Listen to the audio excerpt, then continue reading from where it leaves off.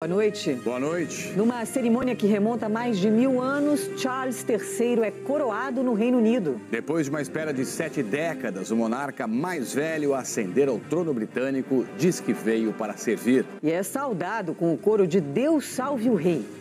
God save the King! Esposa de Charles, Camila é coroada rainha. Dezenas de líderes mundiais participam da cerimônia na abadia de Westminster. Depois da coroação, uma multidão se reúne em frente ao Palácio de Buckingham para ver a família real.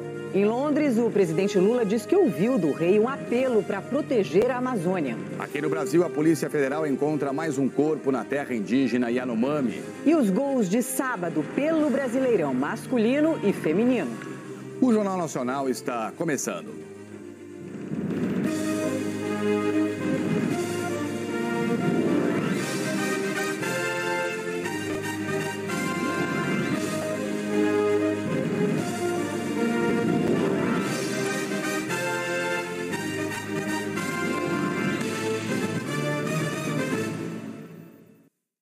Este sábado entrou para a história do Reino Unido. O rei Charles III foi coroado em Londres 70 anos depois da mãe dele. Uma cerimônia do século VIII encenada em 2023 numa das maiores metrópoles do planeta.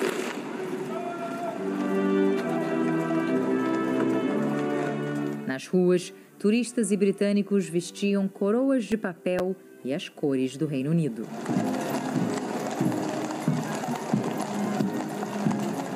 O rei se cobriu com a manta cerimonial, bordada com fios de ouro. A carruagem do Jubileu de Diamante de Elizabeth II, moderna para um veículo medieval, levou o casal real para a abadia de Westminster.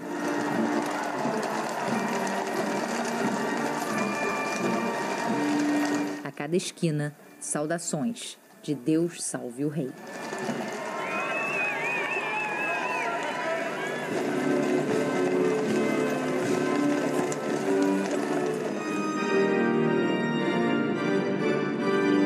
O dia era dele e Charles dividiu com mais de 2.000 convidados e chefes de Estado de quase 100 países.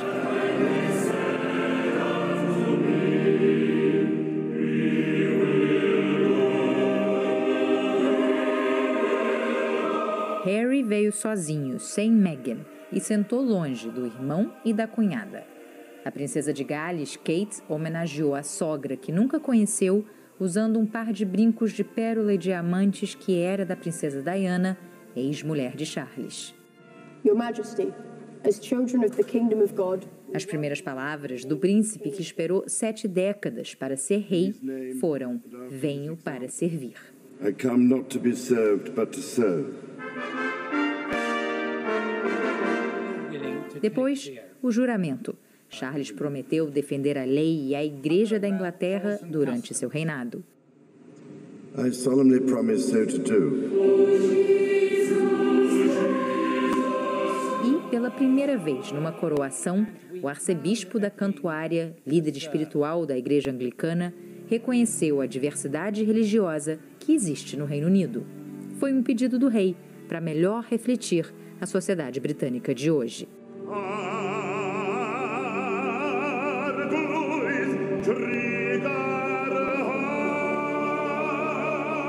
Outra inovação foram músicas cantadas em mais línguas do que só o inglês, numa mistura de corais.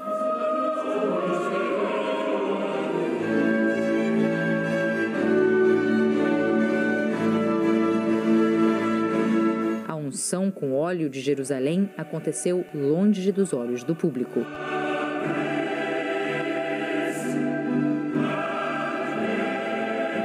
É considerado o momento mais sagrado de uma coroação.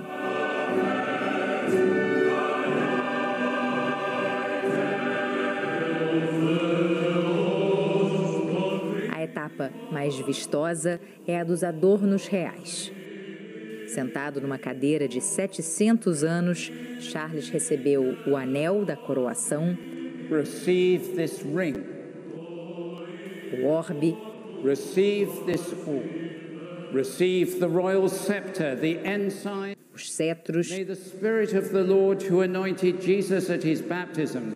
E, finalmente, a coroa de St. Edwards, uma relíquia do século XVII que nunca sai da abadia.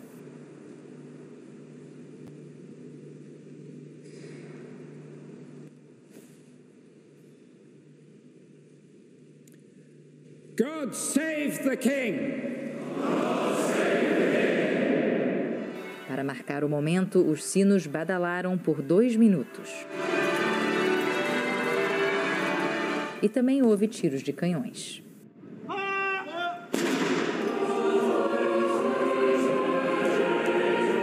As crianças roubaram a cena. O príncipe George, segundo na linha sucessória, focado na missão de pajem do avô. A princesa Charlotte, toda de branco. O caçula Louis, rei das caretas. William, Prince of Wales. Um dia, o pai deles, William, herdeiro direto, deve dar continuidade às tradições da monarquia. Life and limb. So help me God. Hoje, de joelhos, o novo príncipe de Gales jurou lealdade ao rei, seu pai.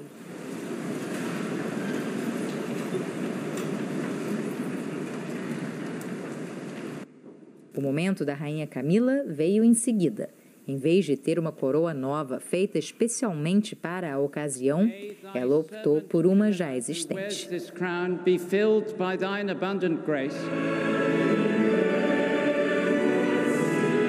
Depois, o casal real foi até a capela atrás do altar. Charles saiu com uma segunda coroa, a imperial de estado, que pesa 1 quilo e brilha como poucas.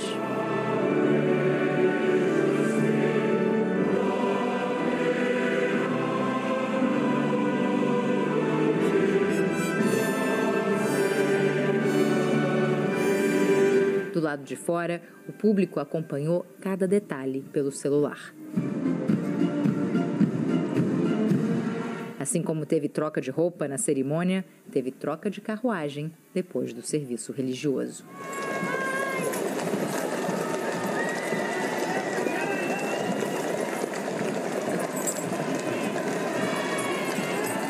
Para a segunda parte do cortejo, esse momento histórico, o rei Charles decidiu usar a mesma carruagem dourada usada pela mãe na coroação dela 70 anos atrás. São tradições assim que ajudam a criar uma conexão com o passado da nação. Foi um cortejo bem menor do que Elizabeth II fez em 1953, mas foi o mesmo banquete visual.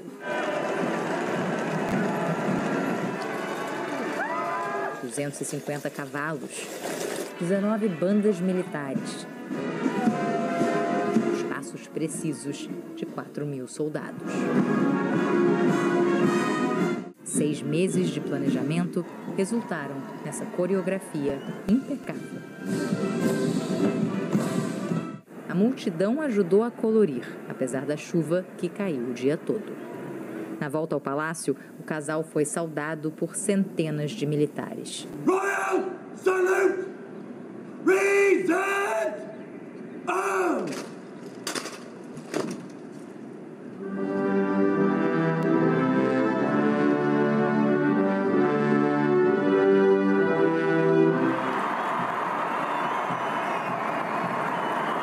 E os integrantes da família real que ainda representam a coroa se juntaram na sacada para acenar,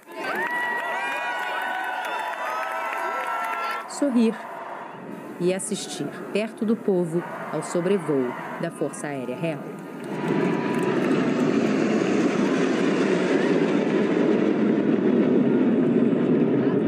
Tem um motivo para a gente chamar um dia assim de histórico. Até ontem, quem quisesse ver uma cerimônia de coroação no Reino Unido tinha que pesquisar imagens feitas há no mínimo 70 anos. Hoje, Charles III e sua rainha Camila renovaram a história e centenas de milhares de pessoas criaram novas memórias. Deu para perceber, né? Como não poderia deixar de ser, milhares de pessoas acompanharam a coroação nas ruas da capital britânica. Também houve protesto contra a monarquia. Bandeira é £1, coroa é £1. And the umbrella? E tá quanto o guarda-chuva, amigo? £5 o guarda-chuva. If it rains heavier, they're £10. E se chover mais forte, vai para £10. Sim, tem ambulante aqui em Londres. O evento foi histórico também para ele. Vendeu como nunca. O povo compra, claro que compra. Adora. Nessa espécie de carnaval britânico monarquista tem de tudo. Vocês podem explicar para o povo no Brasil por que esse dia é tão especial assim para vocês? Eu pergunto. Porque a gente faz pompa e cerimônia como ninguém. E isso aqui nunca mais vai acontecer de novo. Esse cidadão fala que a realeza é vital para manter a sociedade aqui unida. E que se arrumou para ficar à altura.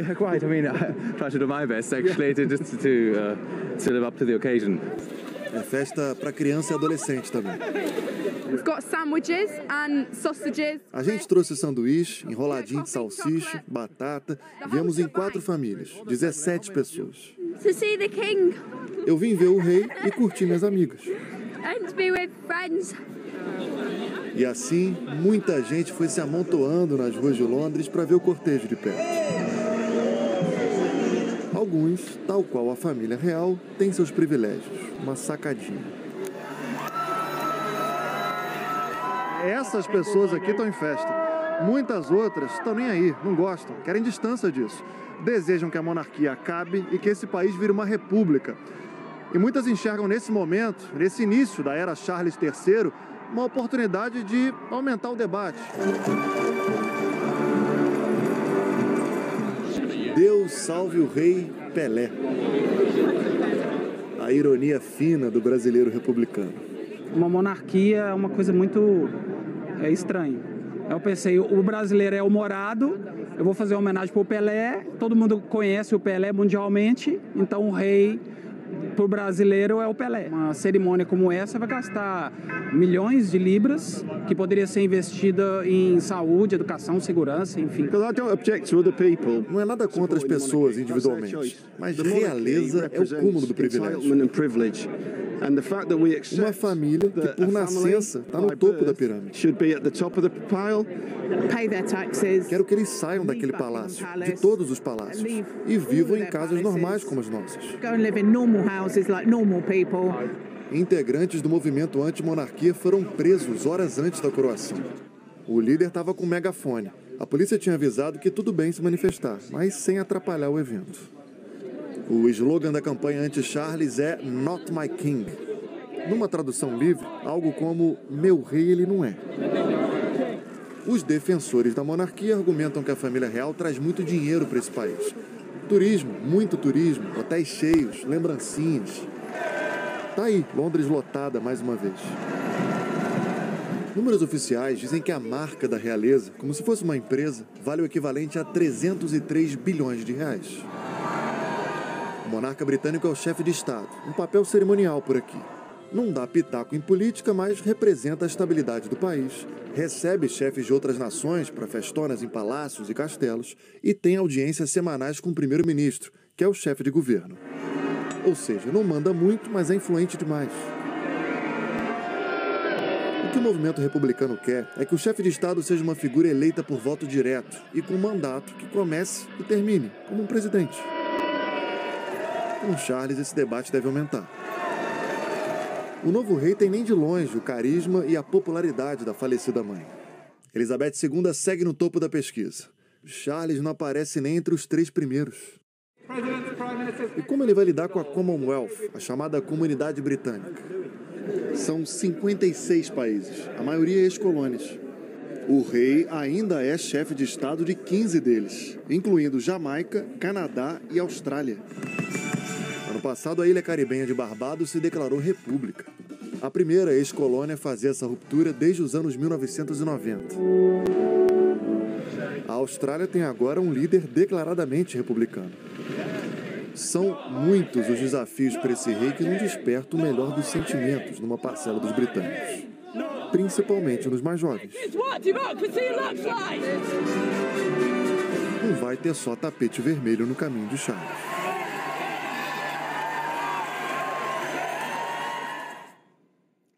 O presidente Lula participou da cerimônia de coroação e logo depois, numa entrevista coletiva, revelou que no primeiro encontro com o rei Charles III, recebeu o pedido de preservar a Amazônia. O presidente Lula e a primeira-dama foram os únicos convidados da comitiva brasileira para a celebração na Abadia de Westminster. Dentro da igreja, sentaram-se perto do presidente francês Emmanuel Macron.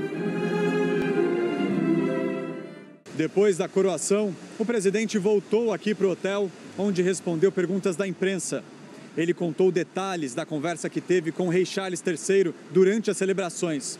Disse que foi cobrado pela preservação da Amazônia. A primeira coisa que o rei disse para mim foi para mim cuidar da Amazônia. E eu falei, eu preciso de ajuda. Não é só a nossa vontade, eu preciso de ajuda e muitos recursos. Durante esta viagem, o governo britânico anunciou a contribuição de 80 milhões de libras, cerca de 500 milhões de reais, para o Fundo Amazônia. Criado em 2008, esse fundo recolhe doações internacionais para a preservação da maior floresta tropical do mundo. O presidente cobrou mais uma vez as promessas bilionárias de recursos feitas pelos países mais ricos. Quero é que eles cumpram a promessa de 100 bilhões de dólares para os países proteger as suas florestas, que tem ainda.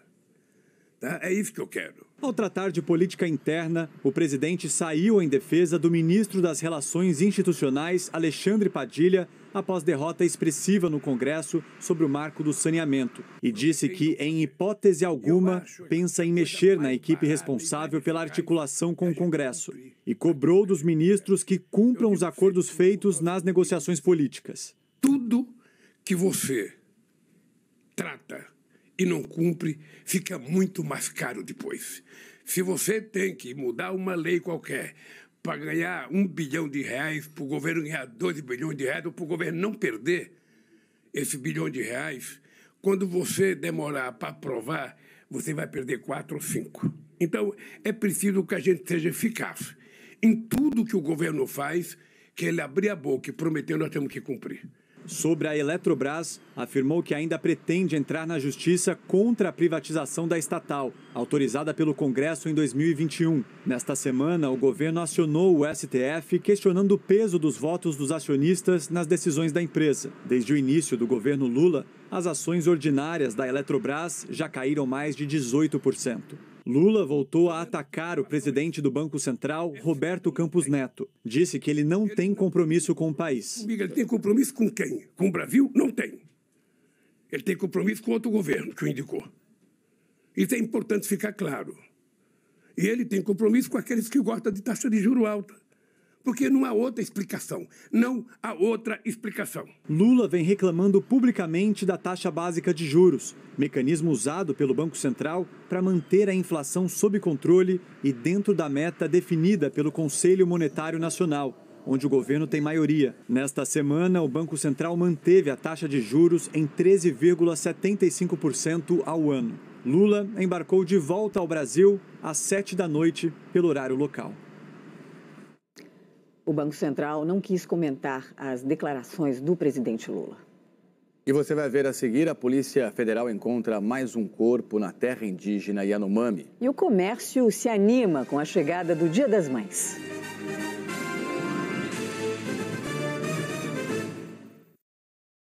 A Polícia Federal encontrou hoje o corpo de uma mulher na terra indígena Yanomami. Em uma semana já são 14 corpos achados na região.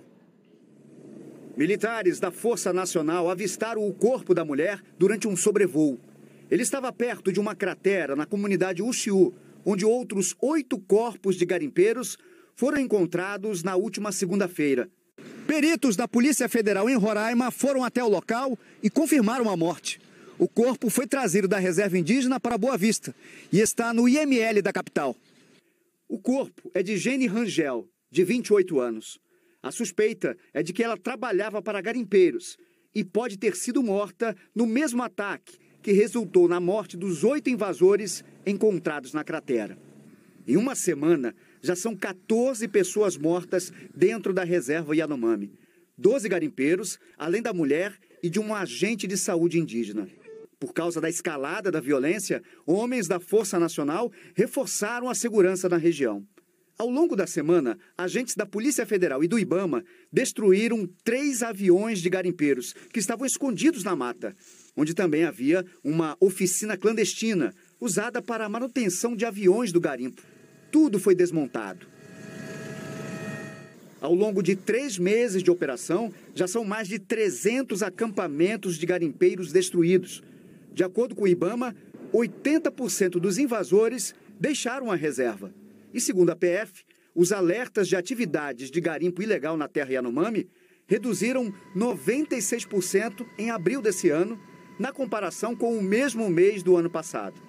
A Polícia Federal abriu mais de 70 investigações que apuram o envolvimento de suspeitos na extração ilegal de minérios. Entre os alvos estão integrantes de facções criminosas e também de empresas usadas para lavar dinheiro.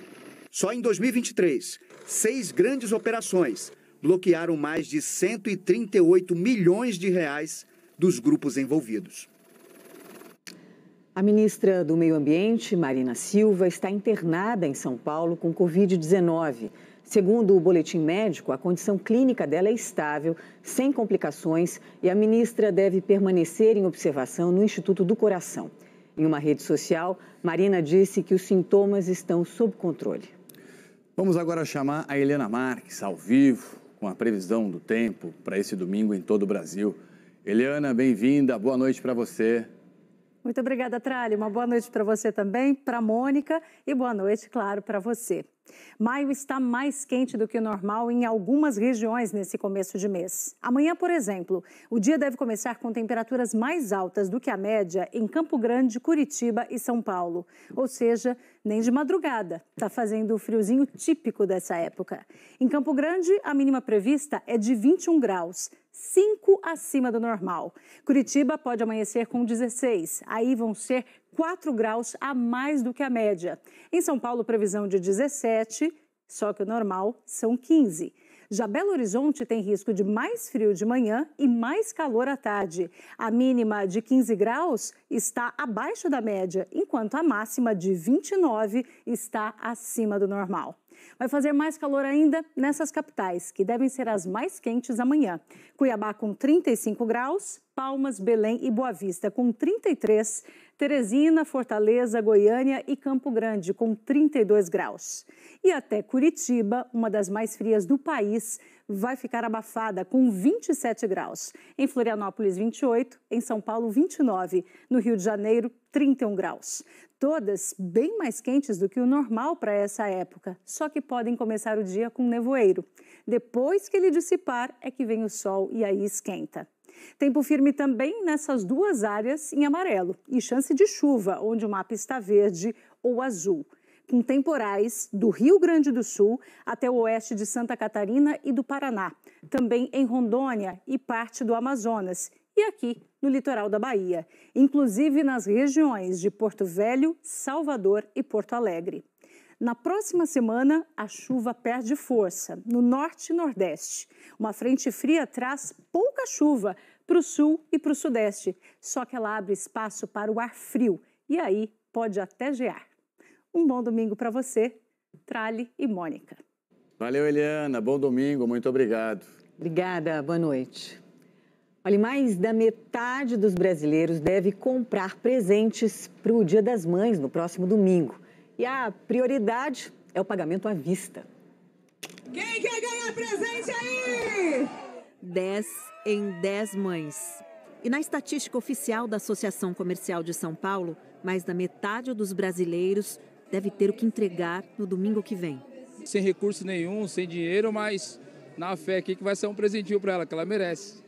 As mães podem fazer andar o comércio tradicional que ainda engatinha em consequência da crise que começou com a pandemia.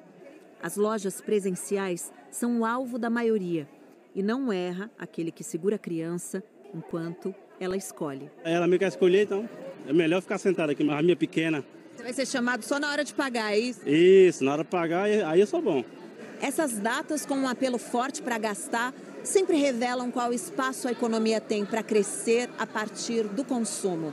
E as pesquisas mostram que a intenção de compra existe mas está limitada pelos níveis de renda e endividamento das famílias e por uma menor disposição de entrar em parcelamentos. Isso explica porque nas ruas de comércio popular, as lojas com itens mais baratos ficam mais cheias. A intenção de financiar com crédito, de comprar de forma parcelada com crédito, diminuiu muito em relação ao ano passado. Aqui, a conta fechou com pagamento à vista, dividido em 2 cartões de débito. Tá difícil para todo mundo, né? Com a crise do jeito que tá, né? Se juntando, você consegue dar um presente para sua mãe de acordo, sua mãe não fica sem presente, né? E vale a pena. O número de atendimentos de idosos vítimas de quedas acidentais disparou no último ano na rede pública. Pelo menos uma vez por semana, a equipe de saúde bate na porta da Dona Joana, no extremo sul da capital paulista. Dona Joana, pode entrar, fica à vontade.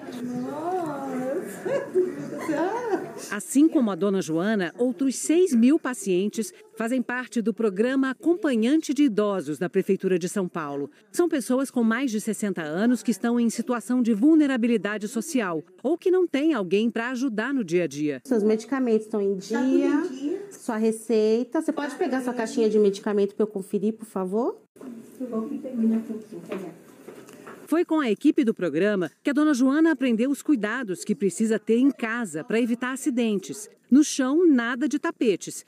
E o piso do banheiro tem que estar sempre seco. Isso depois que ela sofreu uma queda em casa que resultou em 2 ossos quebrados e 20 dias de internação. Agora que eu tenho cuidado, eu tomei medo, sabe? Eu fiquei assustada. O número de idosos que procuram hospitais e postos de saúde de todo o país depois de sofrerem quedas aumentou em quase 20% em um ano. Em 2022, foram mais de 256 mil atendimentos na rede pública. Os médicos explicam que, com o fim do isolamento social, os idosos passaram a sair mais de casa e muitos com uma condição física pior. Os idosos foram os que menos saíram de casa. E eles só iam para o hospital, realmente, durante a pandemia, se tivessem muito mal. Muitos deles falam para a gente, olha, eu fazia ginástica 3, 4 vezes por semana, saía para caminhar. Durante a pandemia, eles pararam de fazer isso completamente. Parando de fazer isso, a musculatura que vai perdendo a força com o envelhecimento, teve um decréscimo ainda maior. Aos 90 anos, a dona Tieco está se recuperando de um tombo que levou em casa. Ela sofreu uma fratura no fêmur e teve que ser operada. Foi a 3ª vez que ela se machucou caindo. Lá se vão 6 meses da cirurgia e o neto conta que a dona Tieco, mesmo fazendo fisioterapia, ainda não recuperou todos os movimentos. Aos poucos, com a fisioterapia, foi sentando, foi fazendo os exercícios, foi começando a andar com andador, aí a próxima consulta já pode ter alta. Em instantes, um acidente com um ônibus deixa 27 feridos na região metropolitana de Fortaleza. E também como a inteligência artificial vem ajudando a combater a sonegação de impostos em Goiás. Um ônibus escolar usado para transportar pacientes caiu numa ribanceira na região metropolitana de Fortaleza ontem à noite. 27 pessoas ficaram feridas. O atendimento começou ainda na rodovia, a BR-116. Havia crianças e gestantes entre os passageiros. Eles voltavam para a cidade de Morada Nova depois de fazer tratamento médico em Fortaleza. Ainda não se sabe o que causou o acidente, mas, segundo testemunhas, o ônibus estava em alta velocidade e 3 feridos continuam internados. Em Goiás, um sistema que usa inteligência artificial está ajudando a combater a sonegação de impostos no transporte de cargas. O movimento de caminhões nas estradas em Goiás é intenso. Um sistema da Secretaria da Economia usa inteligência artificial para combater a sonegação de impostos. Essas antenas registram a movimentação dos caminhões nas estradas. As placas são fotografadas. Tudo é enviado para essa central, que cruza os dados com as informações das notas fiscais das mercadorias. As empresas emitem as notas fiscais quando fazem as suas vendas, as transportadoras emitem os documentos informando quais caminhões vão transportar aquelas cargas e as antenas registram a passagem desses caminhões. a gente chega a identificar os caminhões que estão transportando um documento e aqueles que estão sem documento. Os radares conseguem identificar quando o veículo sai da rota. Por exemplo, um caminhão com carga de laranja emite nota em São Paulo, com destino a Salvador, mas a antena detecta a passagem dele nas estradas de Goiás. O sistema gera um alerta de inconsistência fiscal e os auditores são comunicados. A cada movimentação suspeita, o sistema emite um alerta. Os fiscais contam com a ajuda de policiais rodoviários para fazer a abordagem. Esse caminhão foi parado após o radar acusar que ele não tinha nenhuma informação fiscal no sistema da Receita. No baú, os auditores encontraram bebidas e alimentos que não foram declarados. Transporte de mercadoria sem nota fiscal é uma infração tributária. Se é uma infração tributária, como consequência, tem-se um auto de infração. Vai ser cobrado do transportador o imposto devido, mais as penalidades cabíveis. 31 antenas já estão instaladas, mas a Receita Estadual quer chegar a 200 até o ano que vem, monitorando toda a divisa de Goiás com os outros estados. Os equipamentos começaram a funcionar em abril e só em um único mês o número de autuações já subiu 54% se comparado ao mesmo mês do ano passado. As irregularidades mais comuns são notas fiscais falsas, carga acima da quantidade declarada e falta do manifesto eletrônico, um documento emitido pela transportadora informando o veículo que vai fazer o frete. Coibir a sonegação fiscal e a concorrência desleal, e trazer de volta esses tributos que são suprimidos, que, logicamente, o Estado precisa disso para desenvolver suas políticas públicas. Essa carreta com 37 toneladas de farelo de trigo estava com a documentação em dia. O caminhoneiro seguiu viagem. Apesar de proibido em vários estados, o uso de materiais cortantes em linhas de pipa continua causando acidentes e até mortes. A linha de pipa com cerol interrompeu o treino de bicicleta do atleta paralímpico Ruiter Silva, medalhista de prata na Rio 2016. Foi nesta semana em Uberlândia, no Triângulo Mineiro. Ele ficou com o nariz cortado. Poderia ter sido pior. Olha a lente do meu óculos. Olha o que acabou de embaraçar. E talvez tenha sido a lente do óculos que segurou. Pelo amor de Deus, gente, isso aqui já deu, já passou de época usar cerol e linha. Com Daniel, o pior aconteceu. Ele diz que perdeu mais do que um amigo. A gente fica com o coração partido, né? Era um cara que tudo que eu precisava dele, contava comigo, eu precisava dele, ele me ajudava. E se ele precisava de mim, eu ajudava ele. O jovem estava na garupa da moto pilotada pelo Gustavo Matheus do Nascimento, de 25 anos, que morreu em março, com um corte profundo no pescoço. O Gustavo conduzia a moto por essa pista na região norte de Belo Horizonte quando foi surpreendido com a linha revestida com cola e vidro. Ele até conseguiu parar no acostamento, foi socorrido, mas morreu ao chegar numa unidade de pronto atendimento. A venda do cerol é proibida por lei em Minas Gerais e em outros estados do Brasil, como São Paulo e Rio de Janeiro. O Ricardo costuma andar com o capacete encostado na antena de proteção para escapar de armadilhas. O que passa é insegurança, né? A gente sente-se desprotegido. Se existe uma lei, existe um mecanismo, ele tem que ser efetivo. Os acidentes se espalham pelo país. Em janeiro, o motociclista José Ivanildo Correia, de 43 anos, morreu após ter o pescoço cortado por uma linha em Ribeirão Preto, São Paulo. No Rio de Janeiro, a vítima do cerol foi o cabo do Exército Daniel da Silva, de 25 anos, que seguia de moto pela Avenida Brasil no ano passado. O Gabriel perdeu parte da perna depois de se ferir com uma linha com cerol em Betim, na região metropolitana de BH. Mas o sonho de jogar bola se manteve vivo. Infelizmente não foi da maneira que eu quis, mas o sonho nunca acabou, mantive a cabeça erguida e falei assim, já que tem um futebol de amputados, eu vou nesse meio. E o sonho nunca acaba. São vidas importantes que estão sendo ceifadas aí por uma linha que está sendo usada como brincadeira. Brincadeira que está levando vidas. Perigo, né? O governo da Ucrânia informou neste sábado que derrubou pela primeira vez um míssil hipersônico russo durante um ataque a Kiev. Segundo o governo ucraniano, o míssil foi derrubado com a ajuda do sistema antiaéreo Patriot, fornecido pelos Estados Unidos. Também neste sábado, o escritor russo Zakhar Prilepin foi vítima de um atentado.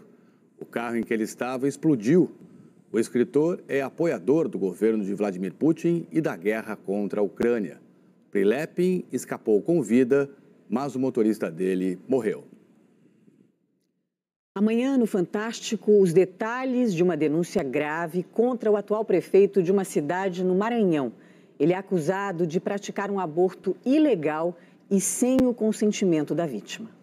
A então namorada do prefeito, Erivelton Neves, que também é médico, contou ao Fantástico que foi levada para um quarto de motel, sedada e submetida a um aborto. E eu até cheguei a perguntar, e esse líquido? Eu olhei para ele e já via tudo embaçado. Para que violência maior do que você invadir o corpo de uma outra pessoa? A epidemia de roubo de dados pessoais no Brasil. Eles abriram várias contas em vários bancos digitais no meu nome e estavam aplicando golpes em outras pessoas. Quando você menos espera, tem uma quadrilha cometendo crimes em seu nome. Até na prisão, esta mulher foi parar. Fui algemada, fui jogada no banco de trás do carro. O cerco a bandidos violentos que já dura quase um mês. São mais de 300 policiais em 5 estados do país para capturar assaltantes que vêm espalhando terror durante a fuga. Ai, gente do céu, meu Deus! Cheguei em Minas Gerais. E o Paulo Vieira visitou a cidade mais mal assombrada do Brasil. Eu vou entrevistar o meu primeiro fantasma nesse programa, Sérgio. É de arrepiar. É Fantástico amanhã às 8h40 da noite, depois do Domingão com o Hulk. A gente se vê. E não perca a seguir os gols de sábado pelo Campeonato Brasileiro Masculino e pelo Feminino. E pela 4ª vez seguida, 2 clubes mineiros se enfrentam na final da Superliga Feminina de Vôlei.